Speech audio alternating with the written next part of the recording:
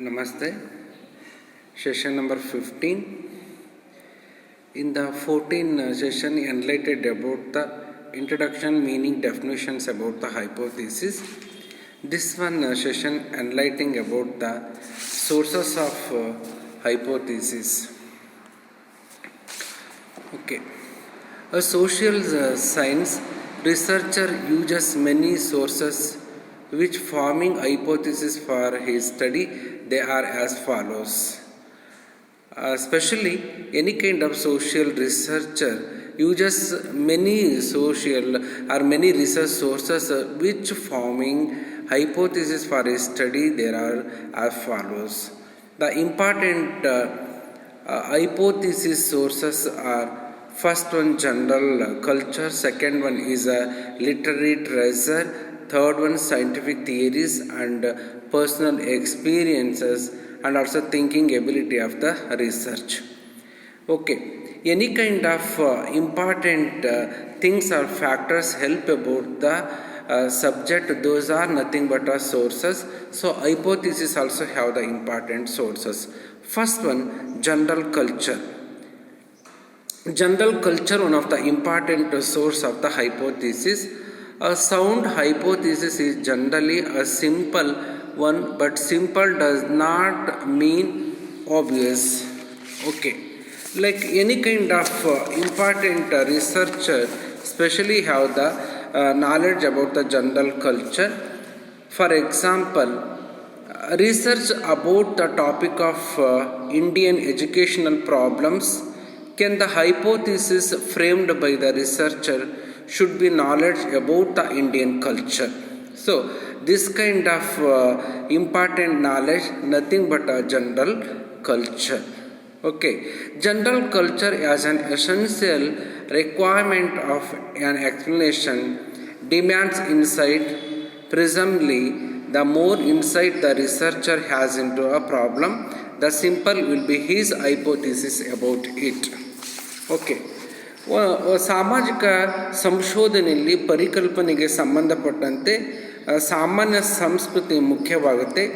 ತನ್ನ ವಿಷಯವನ್ನಾಧರಿಸಿ ಅಥವಾ ಸಂಶೋಧಕ ತನ್ನ ವಿಷಯವನ್ನಾಧರಿಸಿ ಸಾಂಸ್ಕೃತಿಕ ಚೌಕಟ್ಟಿನಲ್ಲಿ ಅರ್ಥೈಸಿಕೊಳ್ಳಬೇಕಾಗುತ್ತದೆ. ತಮ್ಮ ಜ್ಞಾನದ ನೆಲೆಯನ್ನಾಧರಿಸಿ ಸ್ಥಳೀಯ ಪ್ರದೇಶವನ್ನಾಧರಿಸಿ ಒಂದು ಅರ್ಥೈಸಿಕೊಳ್ಳಬೇಕಾಗುತ್ತೆ. ಉದಾಹರಣೆಗೆ, ಒಬ್ಬ ರೈತರ ಸಮಸ್ಯೆಗಳ ಅಧ್ಯಯನ ಮಾಡುವಾಗ ಭಾರತದ ಗ್ರಾಮಗಳ ಬಗ್ಗೆ ಅಧ್ಯಯನ ಮಾಡಿಕೊಂಡಿರಬೇಕು.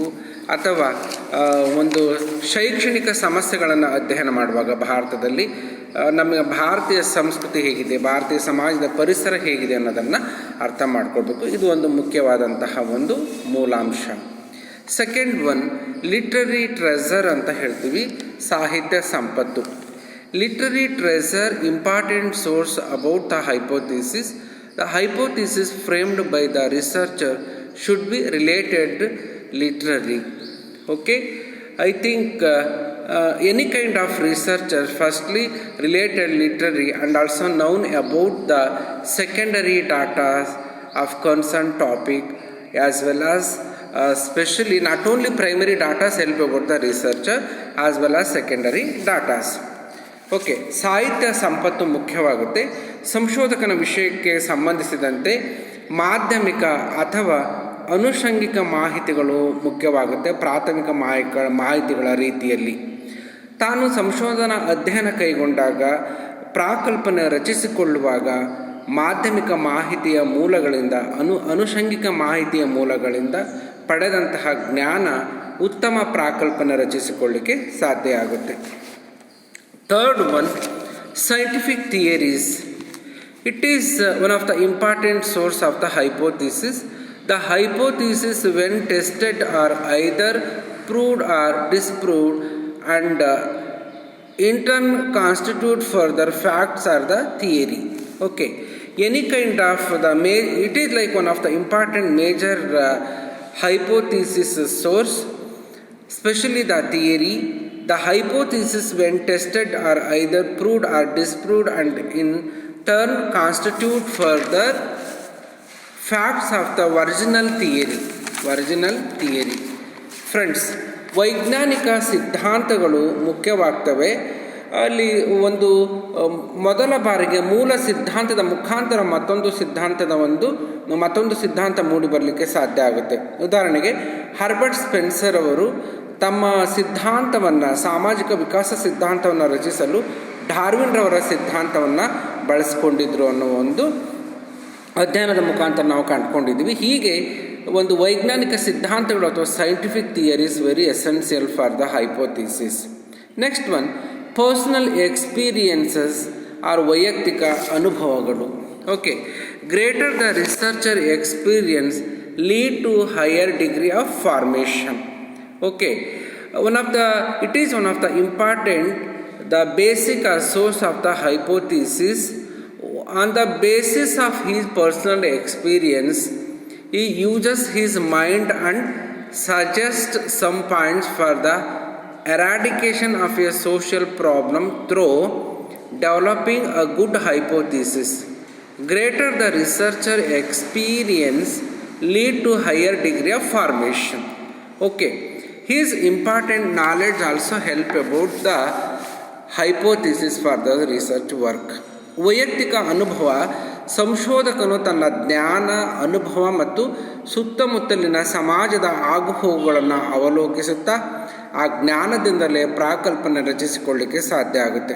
ಹಾಗಾಗಿ ವೈಯಕ್ತಿಕ ಅನುಭವಗಳು ಮತ್ತು ಅವರ ಒಂದು ಚಿಂತನ, ಭಾವನೆಗಳು ಉತ್ತಮ ಪ್ರಾಕಲ್ಪನೆ ರಚನೆಗೆ ಸಾಕ್ಷಿಯಾಗಿದೆ. ಹಾಗಾಗಿ ಇದನ್ನು ನಾವು ಮೂಲಾಧಾರ ಅಂತ ಕರಿತೀವಿ. Next one, thinking ability of the research. ಸಂಶೋಧಕನ ಚಿಂತನಶೀಲತೆ ಅಂತ ಹೇಳ್ತೀವಿ.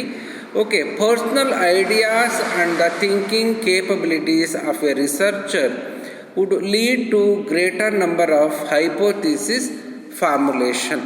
Okay, that kind of formulation help about the good hypothesis. Personal ideas and the thinking capabilities help about the good hypothesis for the social research. Okay, so it is also one of the important source of the hypothesis. Okay, ಸಂಶೋಧಕನ ಚಿಂತನಶೀಲತೆ, ಸಂಶೋಧನಾ ಆಲೋಚನಾ ಶಕ್ತಿ ಹಾಗೂ ಸಂಶೋಧಕನ ಕಲ್ಪನಾ ಶಕ್ತಿಗಳ ಬಲದಿಂದ ಪ್ರಾಕಲ್ಪನೆ ಮೂಡಿಬರಲಿಕ್ಕೆ ಸಾಧ್ಯ ಆಗುತ್ತೆ. ಹೀಗೆ ಈ ಪ್ರಮುಖ 5 ಮುಖ್ಯಾಂಶಗಳು ಅಥವಾ ಮೂಲಾಧಾರಗಳು ಪ್ರಾಕಲ್ಪನೆ ಮೂಡಿಬರಲಿಕ್ಕೆ ಸಾಧ್ಯ ಇದೆ. Okay, these are all various points refers to the important sources of the hypothesis for research. Thank you students. See on like coming one session.